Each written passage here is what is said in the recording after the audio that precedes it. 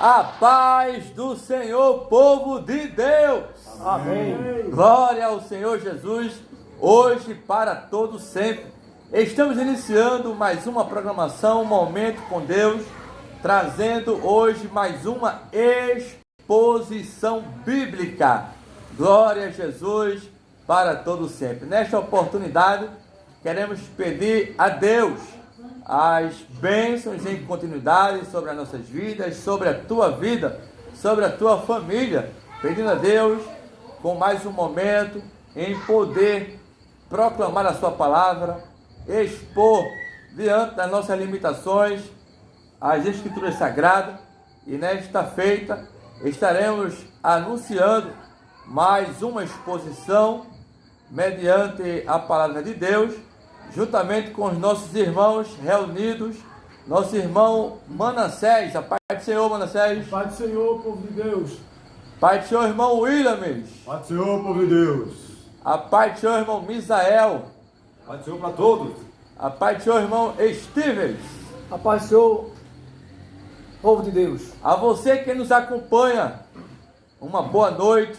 A você que ainda não é cristão, você pode ter a oportunidade nesta feita de se encontrar com Jesus, aprender mais da palavra do Senhor e com certeza, trará benefícios para a tua vida espiritual.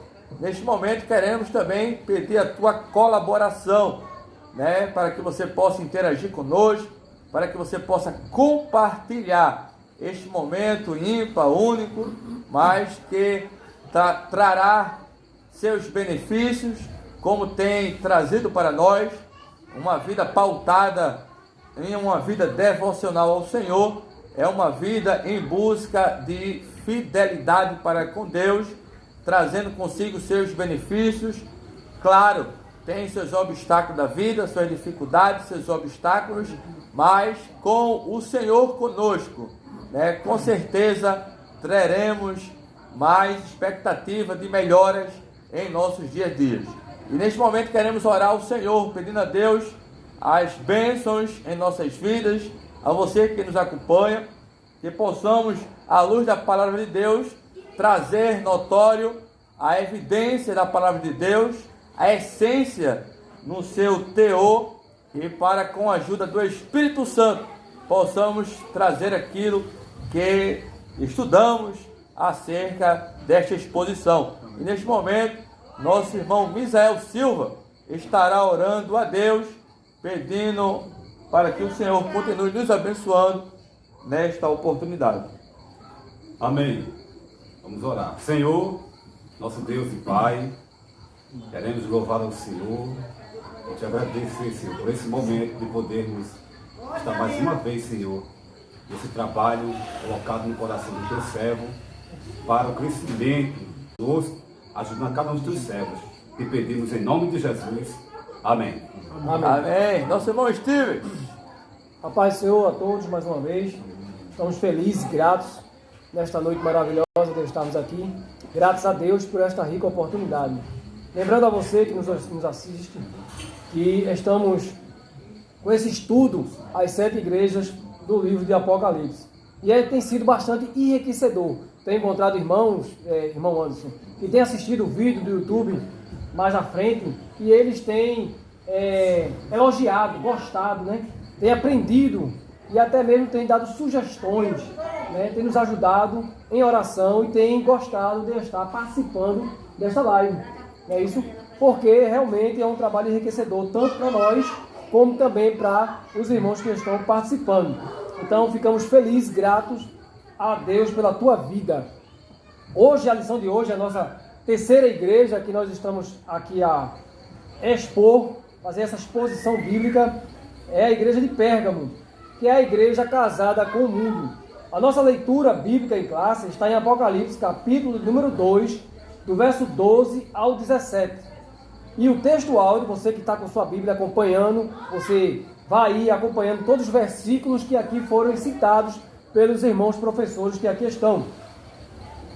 O texto áudio se encontra em 1 João, capítulo 2, verso 15 e versículo 16, que diz assim: Não ameis o mundo, nem o que no mundo há. Se alguém ama o mundo, o amor do Pai não está nele. Porque tudo que há no mundo, a concupiscência da carne, a concupiscência dos olhos, a soberba da vida, não é do Pai, mas do mundo.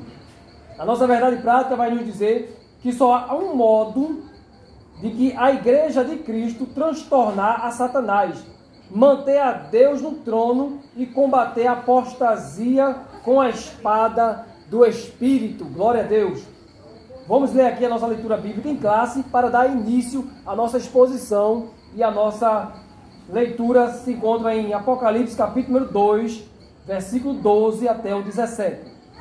E ao anjo da igreja que está em Pérgamo, escreve: isto diz aquele que tem a espada aguda de 2 fios. Eu sei as tuas obras e onde habitas, que é onde está o trono de Satanás. Retens o meu nome e não negaste a minha fé. Ainda nos dias de Antibas, minha fiel testemunha, o qual foi morto entre vós, onde Satanás habita.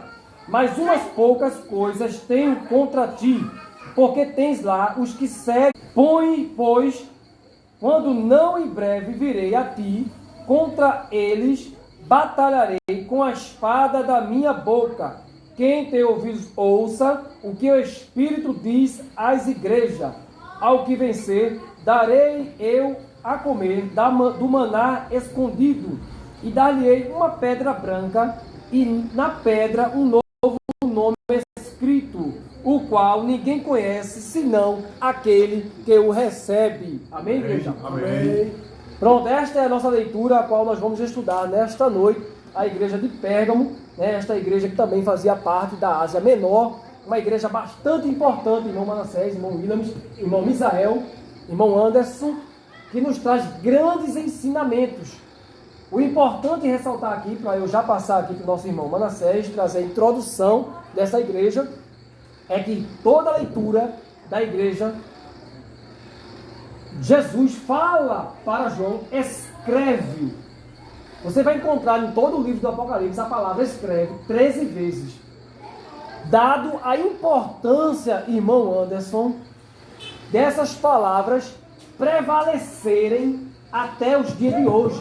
Por isso, a igreja de Pérgamo e as demais igrejas de toda a Bíblia têm uma importância e uma relevância muito grande para nossas vidas. O livro a qual foi escrito, o dia que foi escrito, as pessoas que foram escritas naquela época, não só serviram para elas, como também servem para nós hoje. Amém? Nosso irmão Manassés, ele vai trazer a introdução sobre a igreja de Pérgamo, explicar para nós onde ela se encontrava, era o culto dela e todo o esquema doutrinário e até mesmo o esquema de posição social que ela exercia naquela época passada. Amém. Amém. A paz seja para os irmãos. Amém. Para todos que estão em casa, né, nós estamos estudando sobre hoje, né, sobre a igreja de Pérgamo, e é uma igreja que nos traz esse grande conhecimento bíblico. Nós percebemos que havia uma preocupação em Jesus Cristo, né, em escrever para aquela igreja. Vamos perceber que o amor de Jesus Cristo, ele é muito grande quando ele revela a João a respeito do que estava acontecendo ali. João estava na ilha de Patmos, distante, mas os olhos de Jesus estavam vendo tudo. E ele revela a João tudo o que estava acontecendo naquela cidade. Percebemos que a cidade de Pérgamo, ela estava situada próxima ao Mar Egeu, cerca de 26 quilômetros, né, do Mar Egeu. Era uma cidade bem conceituada no que se refere ao comércio, né? Tanto tendo em vista que o império, né, naquela época predominava, era o Império de Roma. O Império de Roma, ele se estabelece naquela cidade e ele faz com que aquela cidade fosse a cidade imperial. Sabemos que a cidade de Éfeso era a cidade rica, né? Mas aonde se centralizava toda a força de Roma era na cidade de Pérgamo. Então você vê a força daquela cidade. é bem notório lembrarmos, irmãos, que professor Steve, que quando nós falamos de Pérgamo, devemos definir cidade de Pérgamo. A igreja estava localizada dentro da cidade. Nós não estamos falando de cidade, sim da igreja, né? Então há todo esse contexto. Mas a igreja estando localizada naquela cidade ali, nós vamos perceber que havia uma idolatria muito grande, né? A idolatria que estava ali aplicada naquela cidade. E aquela idolatria queria penetrar dentro da igreja, forçando a porta. Nós lemos aqui um texto que diz que Jesus chama Antipas, né, da minha fiel testemunha. Sabemos que Antipas foi um baluarte naquela igreja de Pérgamo, né, e ele foi martirizado, né, pelos homens daquela cidade por amor a Jesus Cristo. E a Bíblia agora ela nos revela que a cidade de Pérgamo agora ela tenta introduzir a sua idolatria dentro da igreja. É por isso que Jesus disse: tenho porém contra ti que permitiste, né?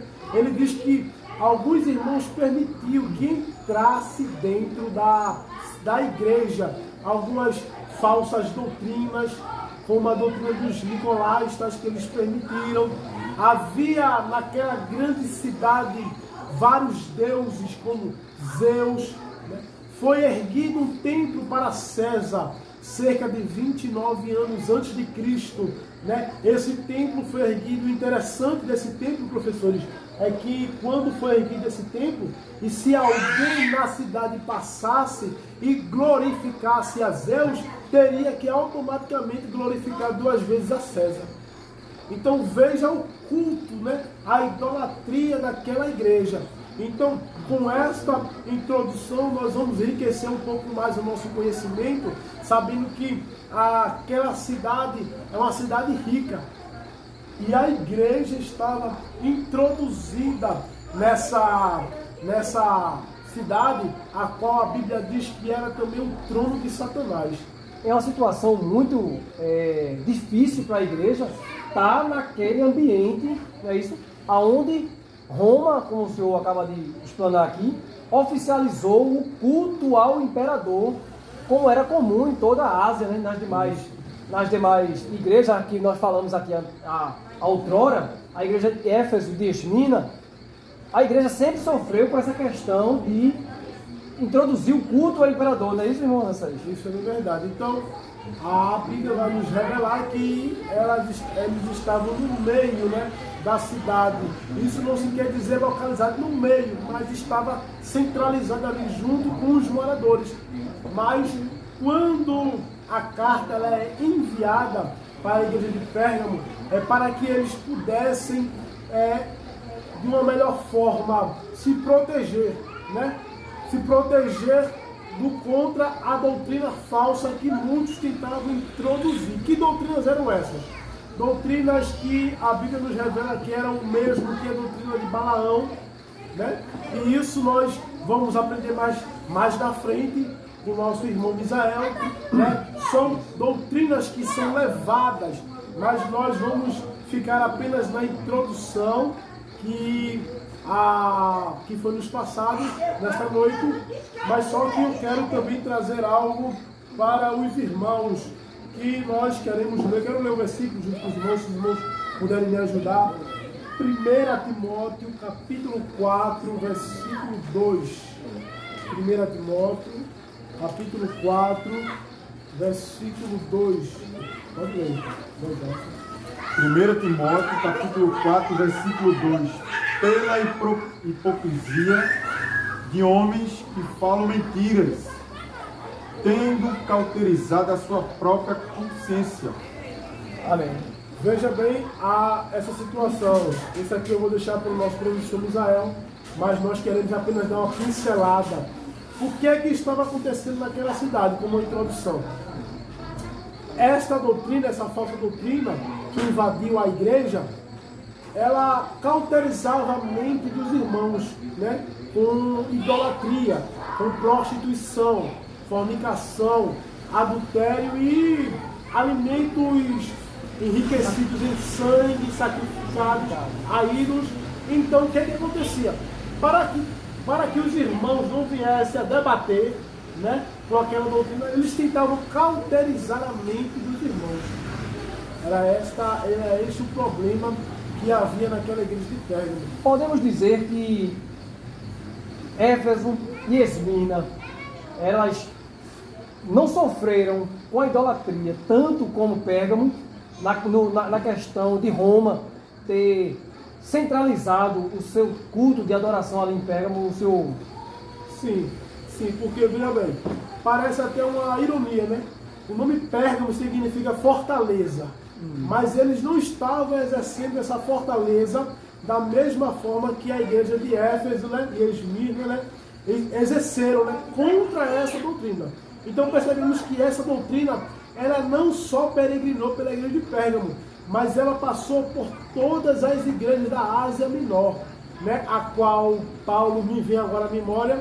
Paulo, em sua terceira viagem missionária, né, nós não podemos afirmar se foi Paulo que iniciou a igreja de Pérgamo, né, mas Paulo passou por essas cidades e circunvizinhas, mas nós percebemos que eles não estavam exercendo o que de direito era o seu nome, fortaleza.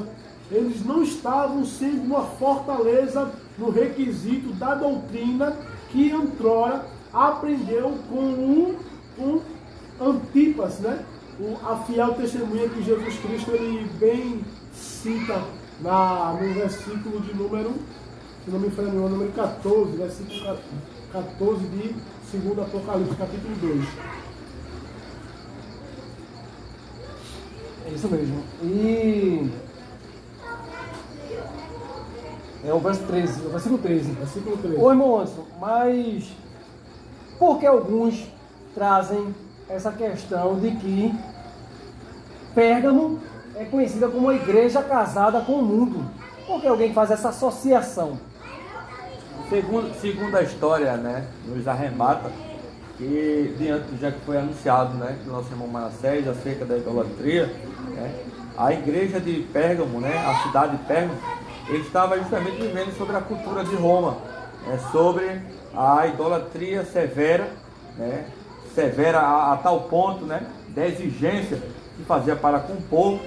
E é interessante notar, né, que a igreja, todas elas, como o senhor fez a comparação, né, com Éfeso, com Esmirna, e a gente vai ver por todas as cartas, a gente vai ver essa dificuldade, né, com o Império Romano assolando, perseguindo, afrontando o povo de Deus.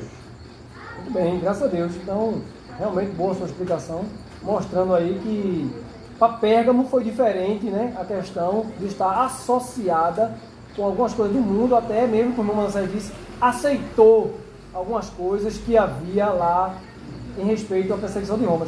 Esse personagem que você falou aí sobre Antipas, né, essa fiel testemunha que Jesus fala do exemplo dele, da pessoa dele, mais na frente, esse personagem nós vamos falar mais na frente, que a gente não quer muito adiantar, apesar que a lição ela vai um pouco para frente, depois nós voltamos para poder trazer alguma coisa.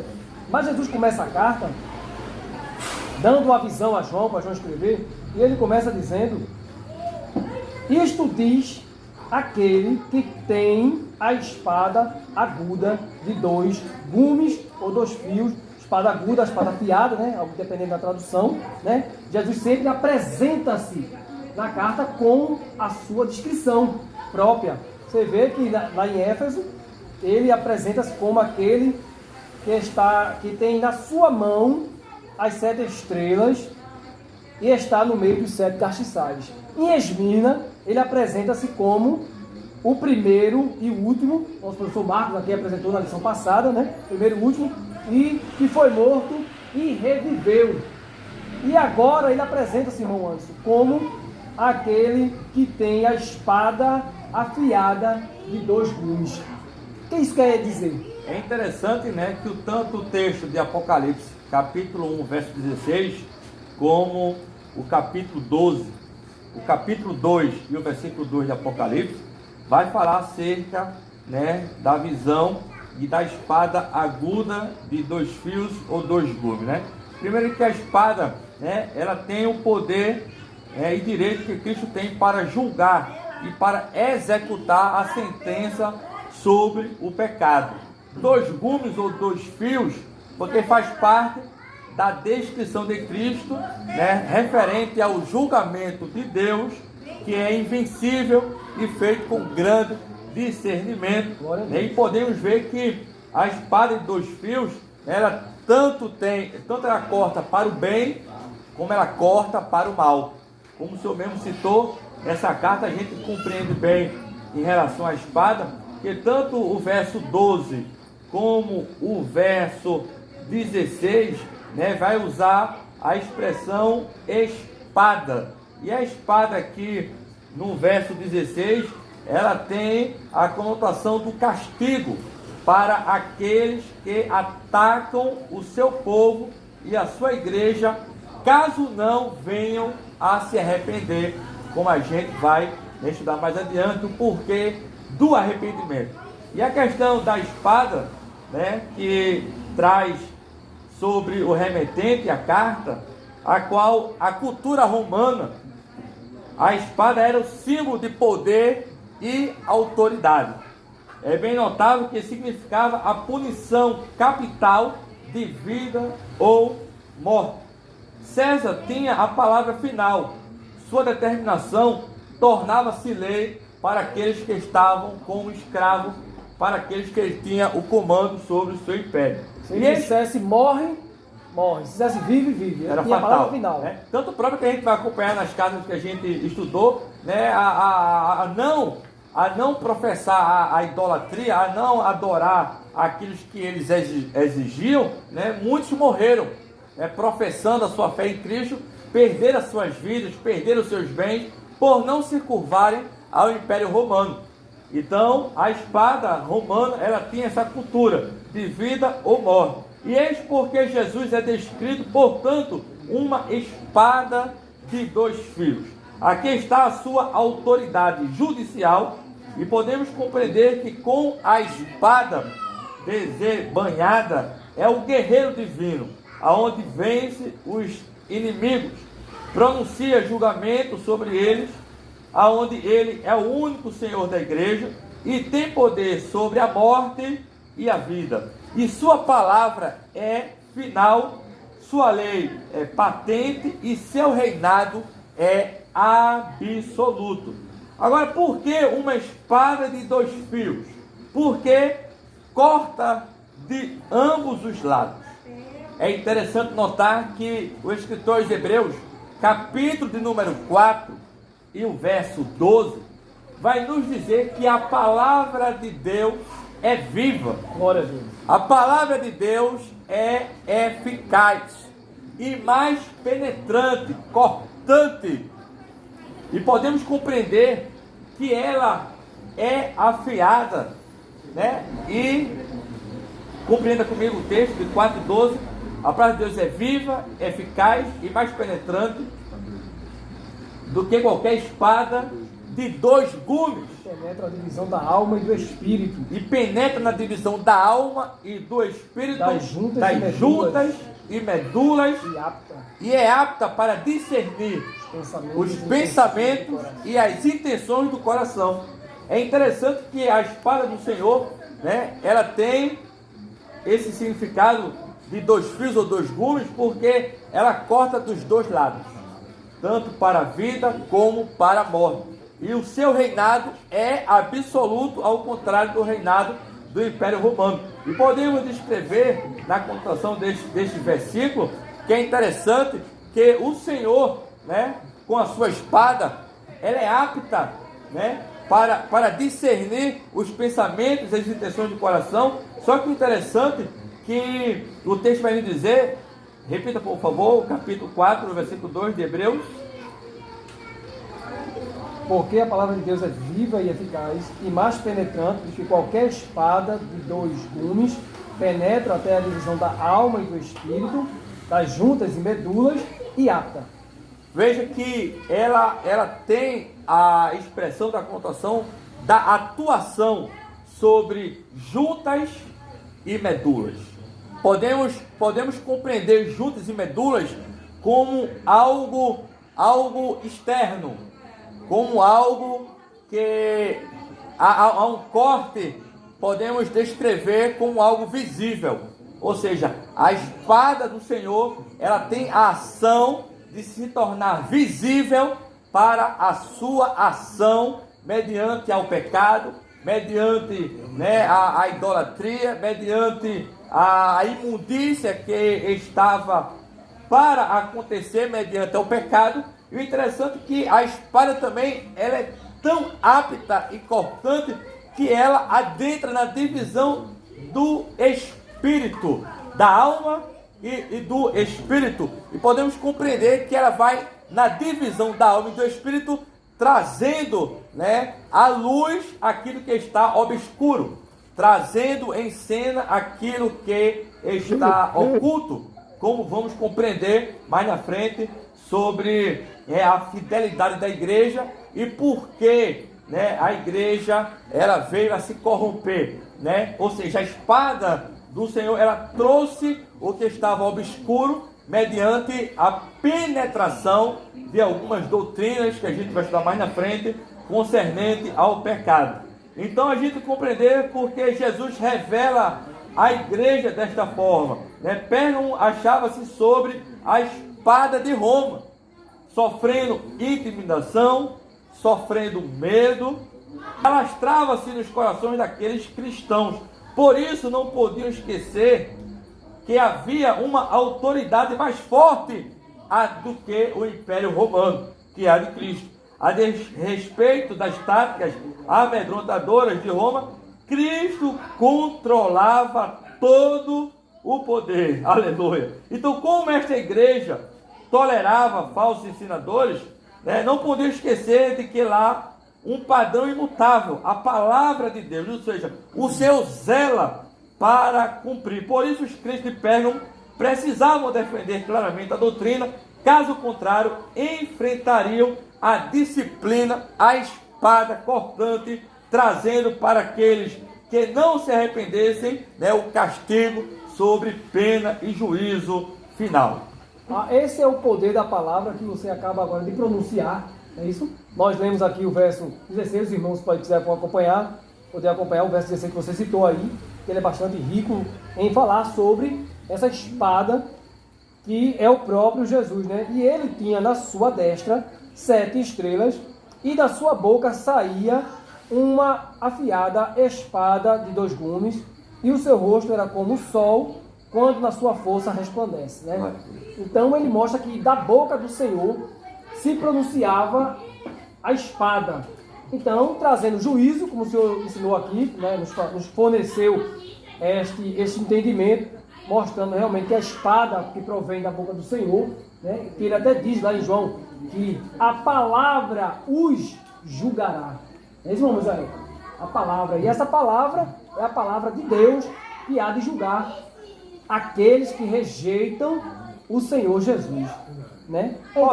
Podemos ver então no texto, o senhor falou agora, me lembrei de João, capítulo 12, e o verso 48, quando o senhor falou aí em rejeitar a palavra, me lembrei desse versículo. João, capítulo 12, e o verso 40 diz assim: quem me rejeitar a mim e não receber as minhas palavras, já tem quem o julgue. A palavra que tenho pregado, essa o há de julgar no último dia. Amém. Essa palavra mesmo que eu estava tentando lembrar, e você lembrou bem o versículo tudo, corroborando com o texto, você que está aí acompanhando, vá notando os versículos, que você vai perceber que a palavra dita aqui, quando Jesus se apresenta, se descreve como aquele que tem a espada aguda de 2 gumes, afiada, pronta para agir.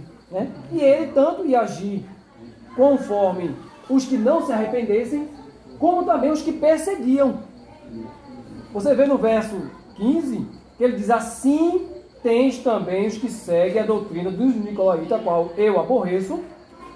Arrepende-te, pois, quando não, em breve virei a ti, e contra eles batalharei com a espada da minha boca. Esse eles podemos entender que também são aqueles que estão adentrando o seio da igreja com falsas doutrinas e heresias. É forte, né? Muito forte e interessante entendermos que é o nome César, é um título, né? Isso é um título. Então podemos trazer para os nossos dias de hoje que são títulos, né, sendo usados, e nós devemos ter cuidado para que isso não adentre dentro da nossa igreja, do nosso lar, na nossa família. Amém. Então devemos ter este cuidado, né?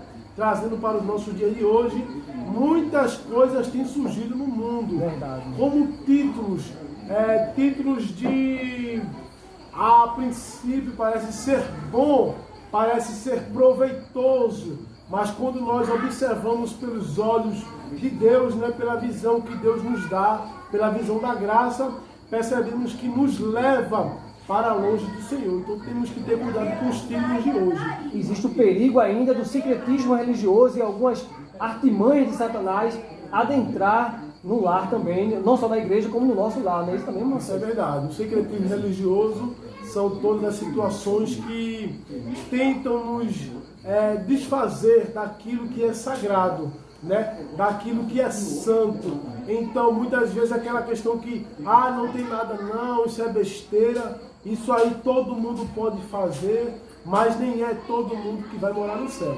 Muito bem, Não é verdade. todo mundo que vai ver a Deus. Então, é necessário ser santo, né? A Bíblia diz, sem a santificação ninguém verá o Senhor. Amém. Obrigado, irmão Sérgio. Bem, agora o versículo de número 13, ele diz, eu sei as tuas obras. Nós já falamos aqui em lições anteriores a questão de Jesus utilizar-se da palavra eu sei as tuas obras, né? E onde habitas? Aqui agora é um detalhe, irmão Anderson.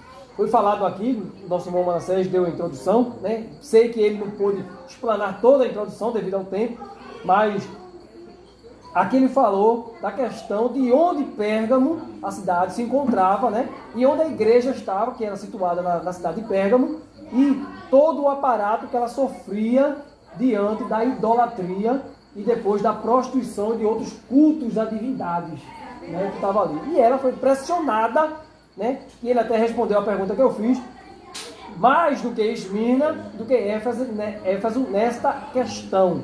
Não é isso? Agora ele chama aqui que onde habitas, o Senhor sabe as obras e sabe onde ele habita, onde a igreja está. E retens, que é onde está o trono de Satanás. Irmão Williams. Amém. Paz do Senhor para o povo. Amém. Nesta noite, né? Estamos ouvindo nessa noite. Estava no trabalho pesquisando e o tempo que eu estava lá e refletindo, né, o que o Senhor falou nessa carta, né? A terceira carta escrita à igreja de Pérgamo, né, que eu vou reler aqui. Capítulo 2, o versículo 13 de Apocalipse, o livro da Revelação, que diz assim: eu sei as tuas obras e onde habitas, e que é onde está o trono de Satanás, e retens o meu nome e não negaste a minha fé. Ainda nos dias de Antipas, minha fiel testemunha, o qual foi morto entre vós, onde Satanás habita. Aí eu fui pesquisar, né, a Bíblia, e alguns historiadores, era onde Satanás habita, era um tipo de um pecado, né, uma idolatria. Glória ao nome de Jesus. A palavra de Deus diz que havia ali um povo, né, um templo que eles iam adorar, ia buscar uma cura, fazer um ritual, ia buscar uma cura aonde não havia. Isso, né? Não havia uma cura. E eu estava me aprofundando nessa palavra aí, dizendo, eu fiquei me perguntando, aonde Satanás habita? Mas aonde Satanás habita sempre tem uma perseguição ao povo de Deus, né? Estava ali a igreja, o inimigo habitava ali, mas a igreja não deixou, né, de adorar o Deus, ao nosso Deus. Mas se formos falar de idolatria, me faz o nome Aclépsio, né? Era ele, Aclépsio, né? Asclépsio, né, um Deus, né, que ele dizia, a glória ao nome de Jesus. É uma cidade, né, que levantaram uma estátua alta, né, a esse Deus Asclepio, né, o Deus da cura. E adoradores vinham a este templo, né, para encontrar o alívio de suas enfermidades, né? E em vez de adorar o Deus de Israel, né, adoraram a outros deuses. Por isso que onde tinha um povo de Deus, mas também existia o trono de Satanás. Então quer dizer que a igreja se encontrava nesta posição de ter vários templos, né, ali, e um deles era esse onde o qual o povo ali adorava um Deus que possivelmente, que especulavam que ele praticava cura para as pessoas. É isso? E tinha outros templos também para outras divindades. Cada local tinha um templo, né? Tinha a sua idolatria, né? Mas aqui, nesse contexto que a gente fala, no versículo 13, diz que onde Satanás habitava. E se a gente for falar nisso aí, né, a palavra de Deus, ela nos diz que era neste local que a igreja se encontrava. Vivia ela no quartel-general do inferno. Eu pesquisei que servia a Deus nas raias do trono de Satanás, onde Satanás habitava, né? Mas eles serviam a Deus, eram fiel, porque a palavra de Deus diz aqui, né? Eu sei as tuas obras e onde habitas, e onde está o trono de Satanás. Retens o meu nome e não negaste a minha fé. Mesmo com a perseguição, mesmo com toda a idolatria, eles não negaram o nome do Senhor Jesus, o Deus, né? O Deus de Israel. A palavra de Deus diz aqui no versículo 13, né? O meu professor escreve. E é interessante notar, irmãos filhos, que a cidade de Pérgamo, ela foi a primeira cidade na Ásia a ter um templo devotado a César, justamente, né, a esse Deus Asclepio, né, conhecido como Deus da cura, envolvendo serpentes, cobras, né, todo o seu ritual envolvendo essa idolatria pagã. A igreja estava em uma posição muito ruim. Não é isso, irmão William? Estava numa situação muito ruim. Muito ruim. Porque o próprio Jesus dizia que ali é onde Satanás habita. Então a gente sabe que não é a pessoa de Satanás, né, claro, mas são as obras malignas que ali estavam em ênfase, né?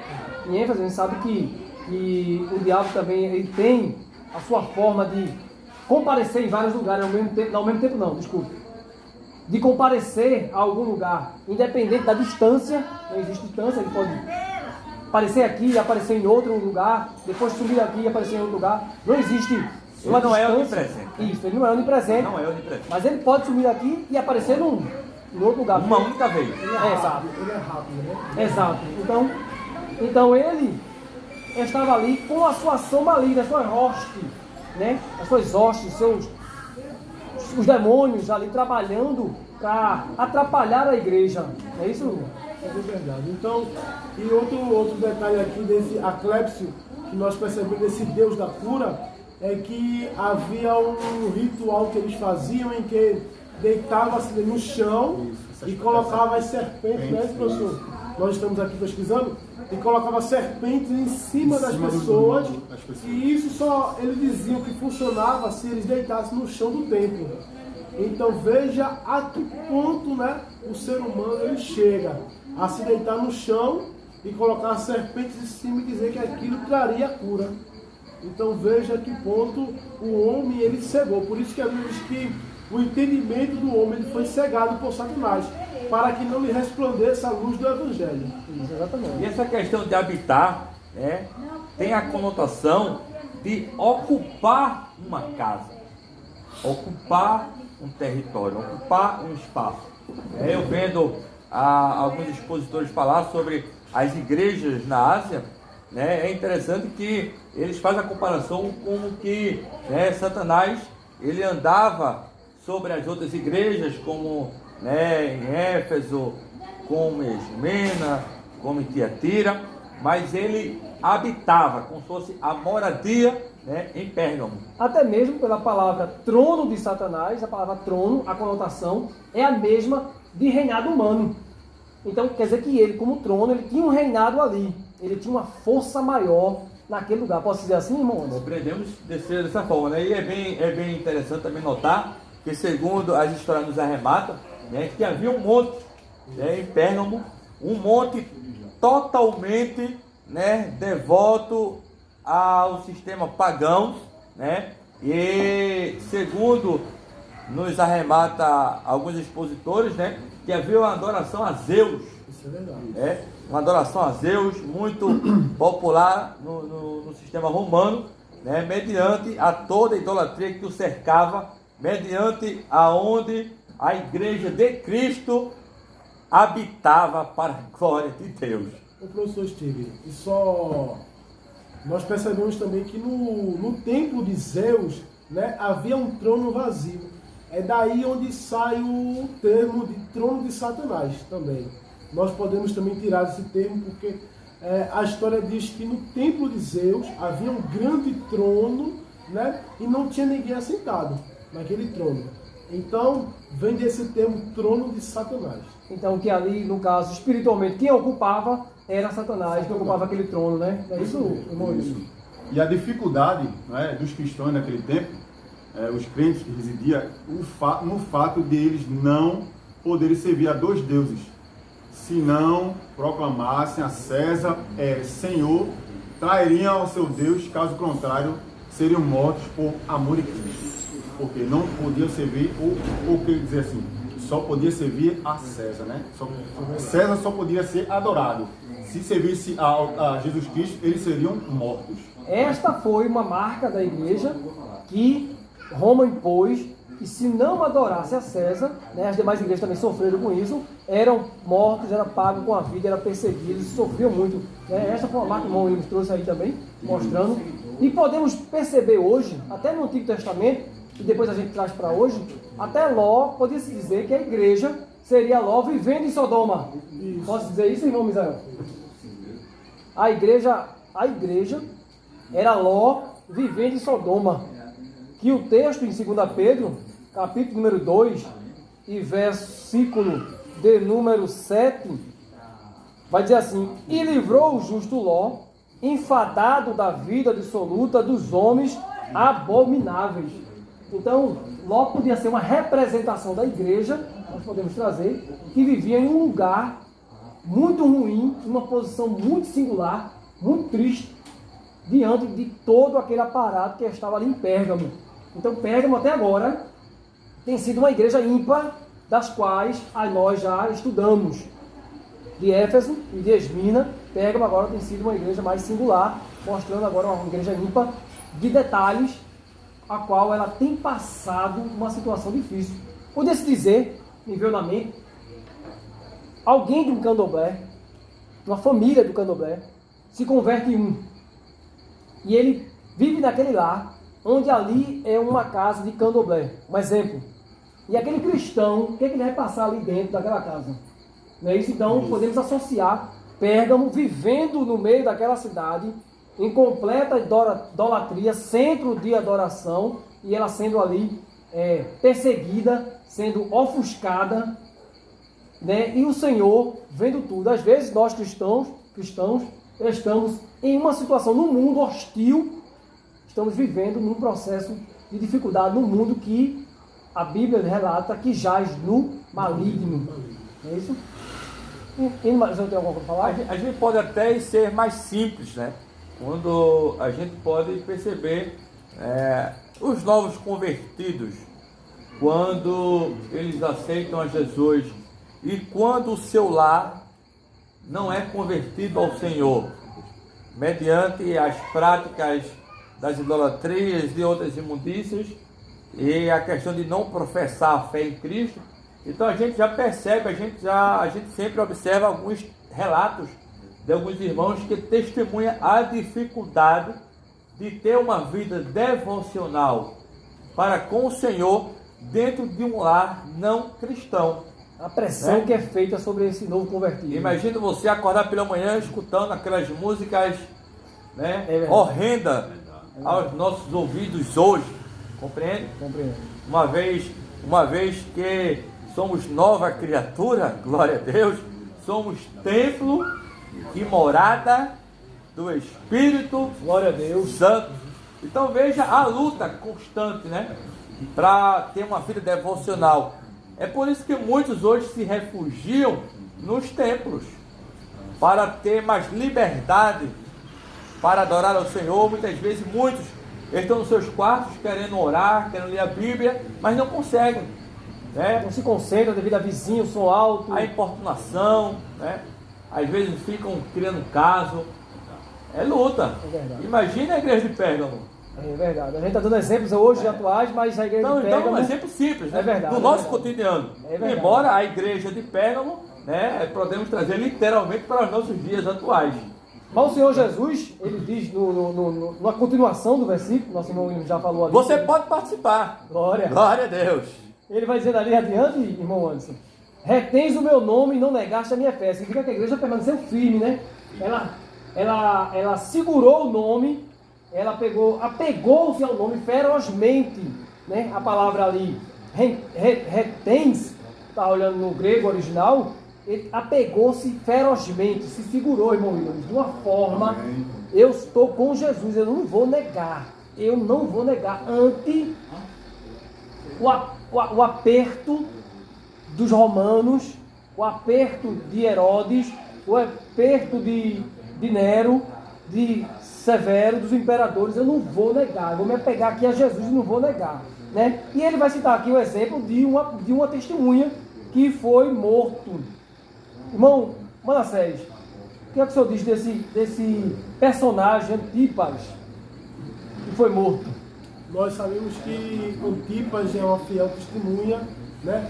Uma fiel testemunha de Cristo, foi morto por causa da palavra de Deus. Pode ter em vista, a Bíblia não vai nos revelar dessa forma, mas quem sabe ele pode ter sido o primeiro mártir, né, naquela cidade. Isso não nos cabe dizer se de fato foi, mas o testemunho dele é muito forte. Veja a que ponto chegou a perseguição naquela igreja. Diz a história que Antipas ele foi morto dentro de um boi de metal, né? Eu já tive a oportunidade de ver em alguns relatos, ver algumas cenas, né? Relatos históricos de bois gigantes em que a sua barriga de metal era aberta e era colocado oca, né? E era colocado alguém ali naquele boi de metal. E isso se fazia muito em sacrifícios de criança. Sacrifício de criança, havia muito isso nos primórdios da igreja, né? Então diz que Antipas ele foi morto dessa forma. E Antipas ele foi um homem que era o pilar da igreja em Pérgamo, que não abaixou a sua cabeça mediante as falsas doutrinas. Então nós sabemos o termo, o nome, o nosso Antipas, não existe muito histórico sobre ele, né? A Bíblia não fala muito sobre ele, mas o que nos deixa bem claro é essa forma. Ele foi um pilar da igreja, foi martirizado por causa do nome de Cristo e morto desta forma, dentro de um boi de metal.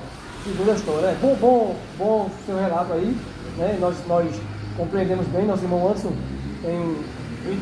O interessante é que a gente descobriu que o significado do nome Antipas é contra todos. Contra todos. Contra todos.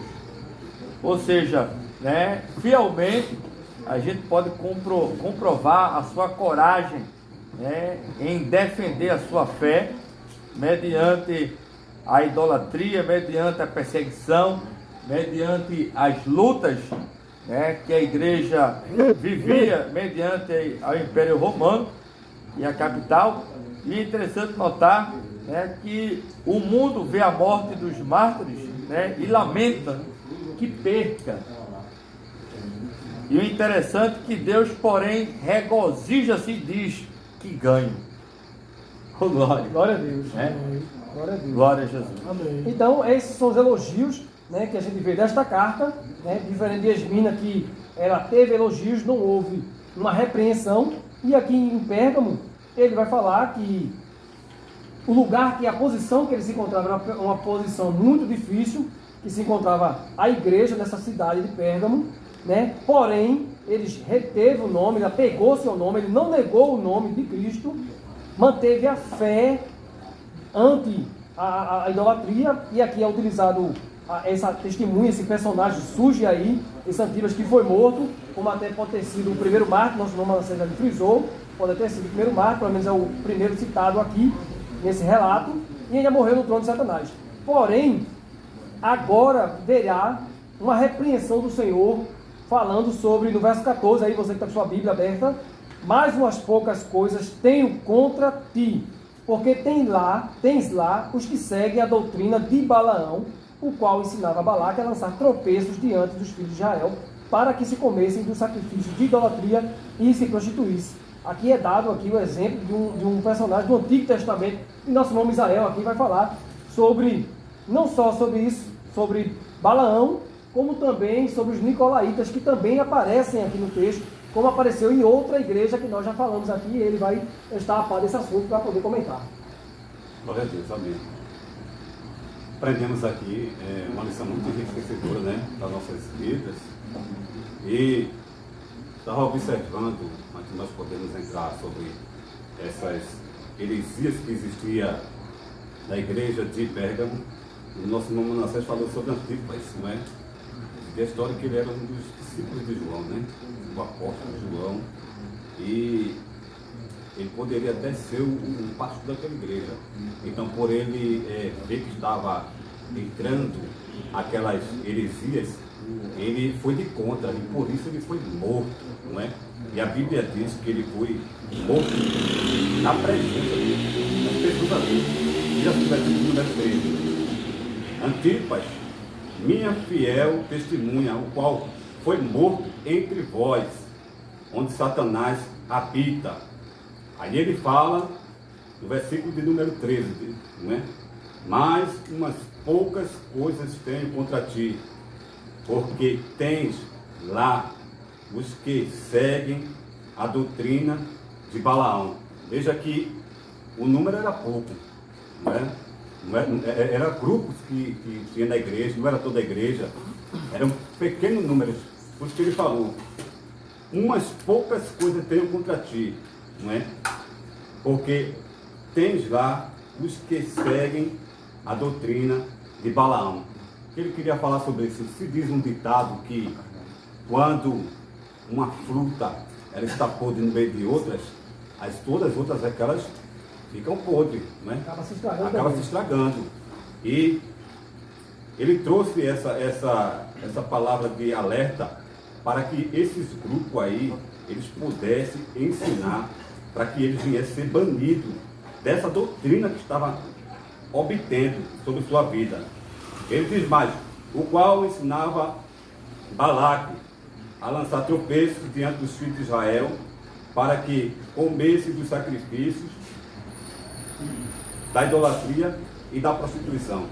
Em primeiro lugar, a palavra seitas, né, a gente anotou aqui, ela tem um significado ofensa ou de respeito a uma religião, ou doutrina contrária, contra a palavra de Deus. Tudo que a palavra de Deus ela fala, alguém traz ensinamento totalmente ao contrário. Isso se chama heresias, não é? Ensinamentos fora da palavra de Deus. Outra coisa, o objetivo, né, do ensinamento da doutrina de Balaão era, como o nosso irmão Manassés falou logo no início, a prostituição e a idolatria. Eles ensinavam também que eles deveriam comer dos sacrifícios aos deuses naquela época, que eles adorassem e se prostituíssem. E isso era algo comum entre eles. E eles obteram isso, por isso que ele disse que eles se arrependessem, que eles deixassem essa obra e se arrependessem. Senão veria, o nosso irmão antes falou aqui, o castigo, não é? A espada de juízo que ele ia trazer sobre eles. Ele fala também sobre os nicolaítas, não é? Que eram também um grupo ali, uma seita. Se dizem, isso aí não é certo, mas dizem que esse Nicolau foi um dos diáconos, não é? Os 7 diáconos, no capítulo número 6, que estava ali, e se corrompeu também com aquilo. Se aposta toda a fé. Se aposta toda a Isso fé. aí é uma teoria. É uma teoria isso. E você veja que em Éfeso, começou com obras. Capítulo número 2, versículo de número 6. Já falava sobre esses.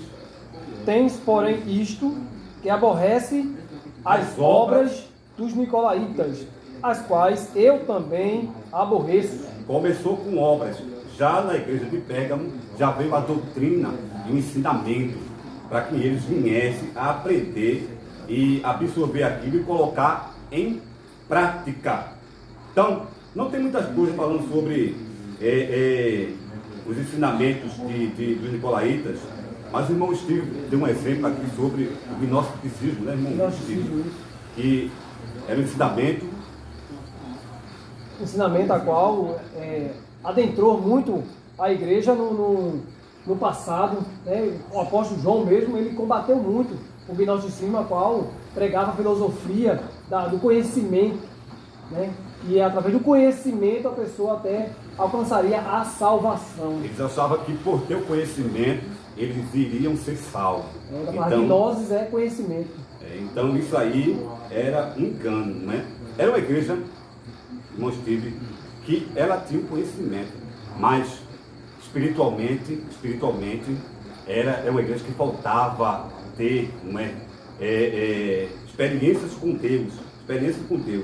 E isso faltava na igreja. Então, o cuidado foi esse, para que essas doutrinas, esses enganamentos, não entrassem na igreja e acabassem alcançando a todos. Então, foi isso. E também, irmãos, a gente comentava a diferença para Éfeso, não é isso? Éfeso com os nicolaítas. Ele citou bem, né? As obras, né? As obras em Éfeso e em Pérgamo, né, foi inserido a doutrina, né? É interessante notar que assim é a igreja. Um pouco de fermento leveda toda a massa. Um pequeno foco de pecado prejudica todo o corpo. Ou seja, o mal, pois, precisa ser eliminado, né? Éfeso, apesar de ter algumas falhas que nós já estudamos aqui na primeira lição da igreja, mas concernente a homens mentirosos e até esta seita que estava adentrando ao seio da igreja de Éfeso, quer dizer que Éfeso não permitiu de forma alguma. Mesmo com o fracasso espiritual, né, o declínio espiritual, né, mesmo com todas essas ações a qual Deus repreendeu Éfeso, mas o texto diz que tens, porém, isto que aborrece as obras, as quais eu também aborreço. Ou seja, mesmo com o esfriamento da igreja de Éfeso, Jesus aprovou que eles não deram brecha a essa doutrina dos nicolaítas.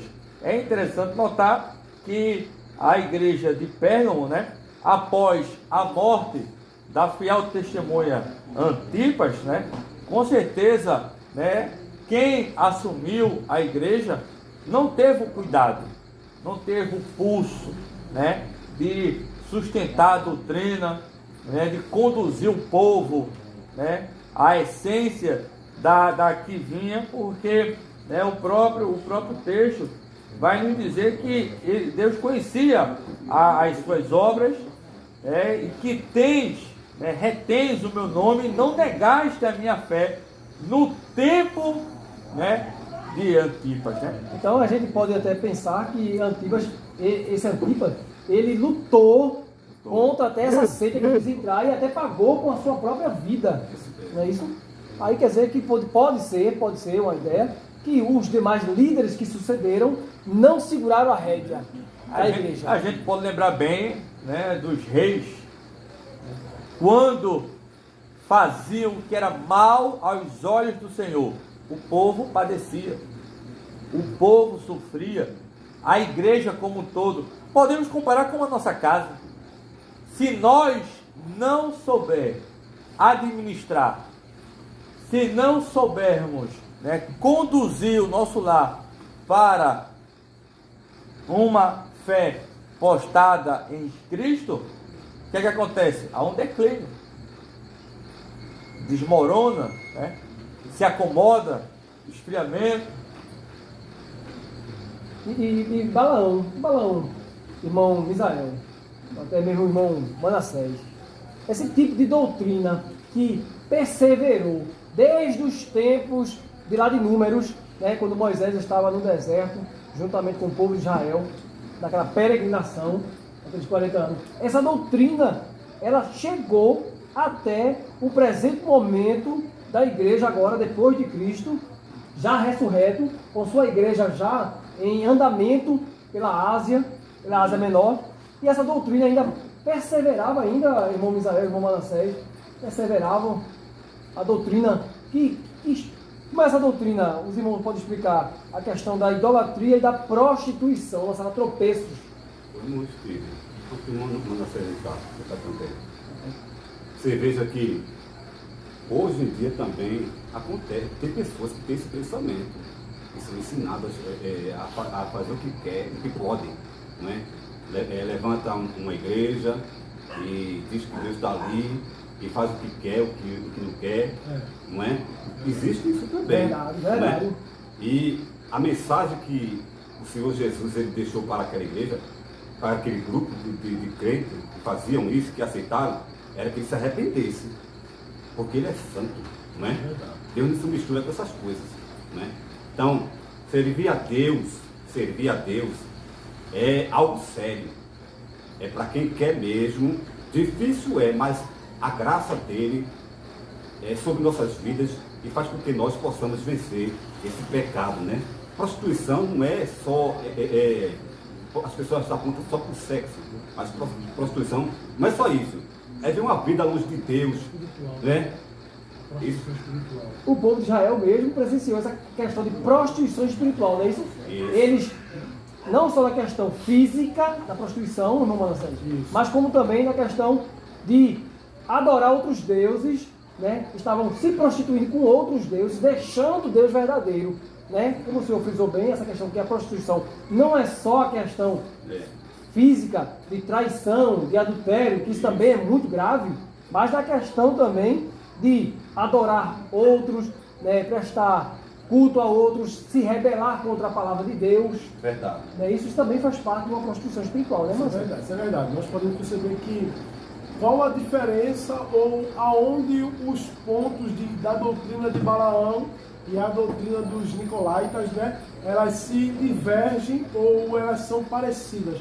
Primeiramente, Balaão ele recebeu uma recompensa do rei Balaque, né, o rei de Moabe. Subornado. Ele foi subornado, né, como disse o nosso professor Misael, subornado a lançar maldição ao povo de Deus, né? Agora veja bem, ele foi pago. Já com os Nicolaitas, né, você veja que eles vão de bom grado, ou seja, eles vão pelo prazer da prostituição. Qual é a diferença? Primeiramente, no Velho Testamento era a prostituição, a idolatria, tá entendendo?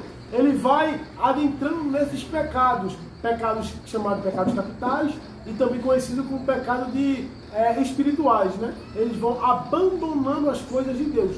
Quando chega agora no Novo Testamento, ali no primórdio da igreja, a coisa passa a ser pior, passa a ser diferente. Por quê? Porque essa doutrina também, como nós lemos lá em 1 Timóteo capítulo 4, versículo 2, essa doutrina não simplesmente fazia isto, mas ela cauterizava a mente. O que é cauterizado? É colocar uma vacina como podemos dizer, para que a pessoa não viesse a se sentir culpada, né? Era uma vacina que a pessoa não viesse a ser culpada. De que forma? Já com os Nicolaitas, o homem ou a mulher podia se relacionar com animais. Isso tinha muito a ver com cabritos, com bezerros. né? Eles vinham a se relacionar com o próprio irmão, pai, mãe. Incestos, no caso. Incestos. Então isso, você pode perceber que ela começa agora a aumentar o grau de pecado. Ela começa a aumentar. Nós percebemos que, quando foi lido aqui pelo nosso irmão Israel, no capítulo 2, versículo 3, no capítulo 2, versículo 6, de Apocalipse, diz que começou com obras. Quando chega em Pérgamo, já era doutrina. Ou seja, já estava se firmando. Já estava bem estruturado, né? Na questão da cauterização da mente. Entendi perfeitamente. Então nós vimos que hoje em dia, o que é que está acontecendo hoje em dia? É a cauterização da mente. Ou seja, o que é errado hoje não é mais errado. O que é certo hoje passa a ser errado. O que é errado passa a ser certo. Você pode perceber, um exemplo que nós queremos dar aqui nesta noite é o exemplo do aborto. Hoje as pessoas estão batendo muito nessa tecla, dizendo que aborto não é mais errado fazer aborto. Mas é errado, porque está tirando a vida de um ser que está ali dentro. Já foi comprovado cientificamente que se o ser que está ali dentro, o feto, ele for tirado e colocado num algo, como se dá o nome daquele, da incubadora, né? Ele sobrevive, sendo cuidado e alimentado. Então ali é uma vida. Mas você percebe que hoje nas faculdades, nas grandes faculdades federais, já estão colocando na mente das pessoas que aquilo não é mais errado. Aquilo não é matar. E tanto outros exemplos, né, que temos aí, que hoje as coisas estão mudando e cauterizando a mente das pessoas para aceitar de uma forma diferente. Isso é cauterizar a mente. E você o remédio, citou. E o remédio. Diga, isso remédio. É o arrependimento. Glória. Né? Quando se cauteriza a mente, né? Quando se cauteriza a mente, aí ele já lança uma nova doutrina. Era isso que os nicolaítas eles estavam fazendo. Primeiramente, começou com obras, cauterizando a mente, e depois disso passou a ser o quê? Uma doutrina. Ele passou a doutrinar as pessoas daquela situação, daquela região, que pecado não era mais pecado. E aqui você citou algo interessante na história de Balaão, que a qual ele recebeu um suborno para poder amaldiçoar o povo de Deus, né? E podemos até trazer para hoje igrejas que estão focalizadas em lucro, em dinheiro, não é isso? Poder. O poder, exatamente, e não propriamente na obra de Deus, e sim na questão da ganância, como foi este personagem aqui do Antigo Testamento, que também a sua doutrina estava influenciando a igreja de Pérgamo. Não é isso? Mas ser gananciosos, abrigarem por os bens. Pelos bens, por poder, Poder, entendeu? é um perigo. Perigo. E eles passavam isso também para os filhos deles, viu? Eles passavam para dentro da sua casa, os próprios filhos, para que eles viessem a praticar essa obra também. E o remédio, o senhor já disse aqui, que é o verso 16, arrepende-te, pois, quando não, em breve virei a ti e contra eles batalharei com a espada da minha boca. Quem tem ouvidos, ouça o que o Espírito diz às igrejas. Ao que vencer, darei eu o comer do maná escondido, e dar-lhe uma pedra branca, e na pedra um novo nome escrito, a qual ninguém conhece, senão aquele que o recebe. Então aqui está mais uma vez, né, essa terceira carta vai ressaltar ao vencedor o galardão, o presente de Deus ao que vencer. Não é isso?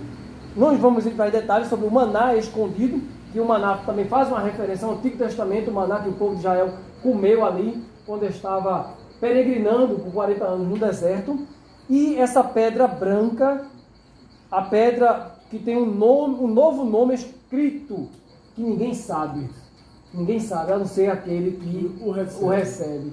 Então esses são presentes de Deus, de Jesus ao que vencer. É isso, irmão Anderson? Você tem alguma ressalva sobre esse assunto?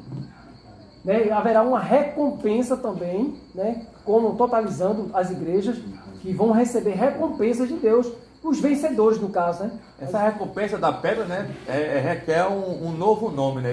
Um novo nome, né? A gente pode comparar como o noivo e a noiva prestes a se casar, né? A noiva, após o casamento, o que é que acontece com o seu nome? Ela recebe o nome do esposo. Isso é forte, hein? Glória a Deus. Interessante, né? Fica à vontade. Amém. bem, essa alegoria bem encaixada, né? Esse novo nome a qual se irá receber é um presente. Nós vamos adentrar a este assunto, mas sabemos que há um maná escondido para o vencedor. E este maná vindo de Deus, ele com certeza irá saciar-nos, né, de todas as coisas que nós padecemos aqui nesta terra. Sim. E a pedra escondida, esse novo nome, né, que o que recebeu, só ele sabe. É um segredo entre você e o seu Deus. Portanto, meus amigos ouvintes, nesta noite, nós aqui estamos já concluindo esta lição, nesta noite. Queremos poder até mesmo falar algumas coisas, mas a gente sabe, devido ao tempo, nós estamos cumprindo aqui, nós fizemos as exégeses dos textos, a qual cada versículo aqui foi falado, os irmãos aqui contribuíram, cada um com a sua parte, cada um aqui apresentou, e aprendemos que não importa onde você esteja, o Senhor Jesus está contigo. Ainda que você esteja num lugar repleto e até chamado de trono de Satanás, Deus está contigo ali. Ele quer que você permaneça firme e fiel, olhando somente para Ele, o autor e consumador da nossa fé. Glória ao nome de Jesus. Seja essa fiel testemunha. Não negue o nome de Jesus por nada. É isso? Alguns irmãos têm algum comentário no final, algum agradecimento, alguma sugestão? Sabemos que esse trono de Satanás pode ser o trabalho, a escola e outros lugares, né? E as trevas, ela reina e você está ali representando o céu. Então, continue representando e a vitória é certa, em nome de Jesus. Amém. Glória a Deus.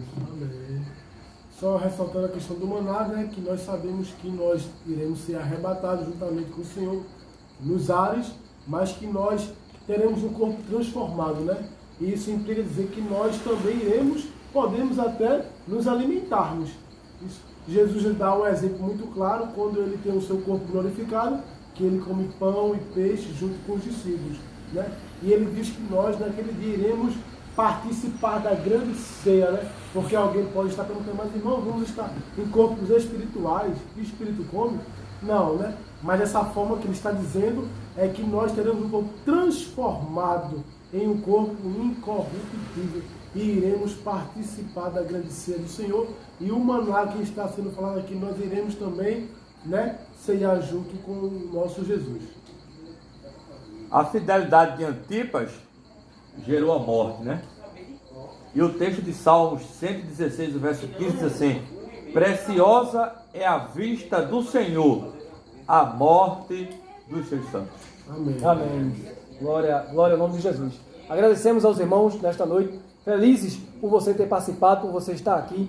É muito importante tudo isso que nós aqui estudamos. Nós estamos encerrando e na próxima lição nós estaremos estudando a igreja de Tiatira, a igreja tolerante. Então na próxima lição nós estaremos mais uma vez aqui participando. Que Deus abençoe a tua vida no nome de Jesus. Amém? Queremos agradecer a você pela tua participação, a você que interagiu, a você que compartilhou, a você que tem nos acompanhado na rede social, no canal Facebook, no canal YouTube. Muito obrigado a todos vocês, vossas famílias. E neste momento queremos orar a Deus, agradecendo por esta rica oportunidade com nosso irmão Stevens. Vai estar orando ao Senhor, agradecendo este momento com Deus. Vamos mandar também uma saudação para o meu sogro Tony, não é isso? Amém. Antônio Batista, né? Também está participando. A irmã Cleide Vasconcelos também lá de Prazeres também está participando. E ela tem amado toda essa aula que tem aqui ocorrido. Assim oremos, maravilhoso Deus e eterno Pai, santo e verdadeiro. Nesta noite maravilhosa, Senhor, nós estamos gratos ao Senhor por tua misericórdia, por tua mão bendita sobre a vida de cada professor que aqui está, cada servo teu que se dispôs a falar a tua palavra. Que o Senhor abençoe e recompense com bênçãos do céu. Abençoe também aqueles que estão ouvindo, aqueles que estão na escuta, aqueles que estão participando. Senhor, dê uma recompensa especial para que os teus servos tenham vitória naquilo que ele pede. O Senhor conhece a luta de cada um, o sofrimento e as perseguições e a necessidade de cada um. Dê saúde, visite os hospitais, aqueles que estão enfermos, Restaura a saúde daqueles que estão em coma, daqueles que estão na UTI, aqueles que estão dependendo de respiradores. Vai lá, Senhor. A tua igreja está orando, intercedendo, crendo que tu podes fazer um milagre. Estenda tuas mãos sobre este trabalho, sobre cada crente, no nome santo de Jesus. Nós te louvamos e te agradecemos desde já. E o povo de Deus diz: Amém. Glória a Deus.